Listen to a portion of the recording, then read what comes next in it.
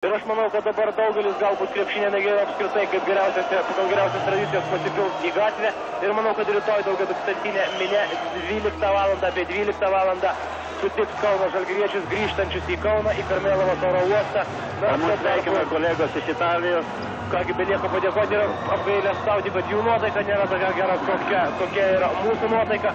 Štai matote, Jono Kazlausko triumfas pasiektas per sunkias pergalės. Štai Jonas Kazlauskas sveikinasi su savo komandos žaidėjais, dėkoja jiems už ištvermę, už tą valią ir už tą ryžtą, kurį šie krepšininkai parodė šių metų Europos taurės pirmenybėse.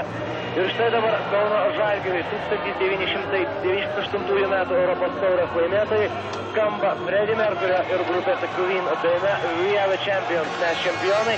Ir tai galite dainuoti ir jūsų kartu visi Lietuvos krepšinio gerbėjai, kadangi tai yra ne tik Žalgirio, tai yra ir jūsų ir visos Lietuvos krepšinio pergalė, vėl kaip teisingai minėjo Arūnas Patula, grąžinanti Žalgirį į klubinių komandų elitą, kuriame taip ilgai nematėme bent vienos Lietuvos komandos ir kuriame dabar tikėkime įsitvirtinti Kauno Žalgirio krepšininkai.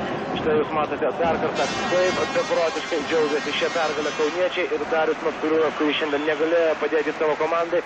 Ilgą laiką sirguliavęs krepšininkas net vakar turėjo temperatūros, tačiau šiandien ir be savo kapitono žalgiriečiai labai sėkmingai susitvarkė su savo varžovais. Štai dabar keletas nuotraukų atminčiai ir įsidėmėkite, taip yra fotografuojami Europos taurės laimėtojai. Kauno Žalgirio komanda po 12 metų pertraukos pirmą kartą iškovojo Europos taurę ir pirmą kartą per 3 kartus vis tik įveikia Kauno žalgiriečiai savo varžovus finale, pakart padarydami tai, ko galbūt dėl tam tikrų ar kitų priežasčių nepavyko padaryti tai legendiniai Kauno Žalgirio ekipai. Štai dabar Europos taurė į jų, galima sakyti, pasiekėjų rankose. Komandos kapitonas Darius Maskoliūnas laiko tą trofėjų. Ir tai yra simboliška, nes tai yra paskutinį kartą ši taurė vadinasi Europos taurė. Nuo kitų metų įkeitė pavadinimą ir tai bus Raimundo Saportos taurė. Ir manau, kad būtent dar tas faktas tik dar kartą labiau sureikšmina šią pergalę, kad paskutinė